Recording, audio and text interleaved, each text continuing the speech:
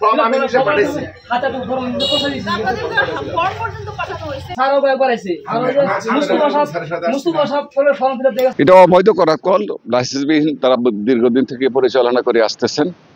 তাদেরকে বিভিন্নভাবে বা বারবার তাগিদ দেওয়া সত্ত্বেও তারা লাইসেন্সের দিকে অগ্রসর হয় না, লাইসেন্স করে না, জোরপূর্বক চালায়। যার জন্য বিভাগীয় বন কর্মকর্তা ময়মনসিংহ বন বিভাগ মহোদয়ের নির্দেশে উপজেলা প্রশাসনের সহযোগিতায় হালুয়াঘাট উপজেলায় আমরা এই অবৈধ করার ফলে মোবাইল কোর্ট পরিচালনা করা, তাতে 15টা শ্রম মিলে বিদ্যুৎ বিচ্ছিন্ন করা হয়, সিলগাড়া করা হয়, 60টি শ্রম মিলে 1000 টাকা 7000 টাকা জরিমানা। হালুয়াঘাটে লাইসেন্সবিহীন অবস্থায় যেসব সমিল চলছে তাদের বিরুদ্ধে আজকে আমরা বন বিভাগের সহযোগিতায় অভিযান চালিয়েছি এবং আজকের অভিযানে আমরা 14টি লাইসেন্সবিহীন সমিল সিলগালা করেছি এবং জরিমানা করেছি এবং বন বিভাগের সহযোগিতায় উপজেলা প্রশাসনের এই অভিযান অব্যাহত থাকবে।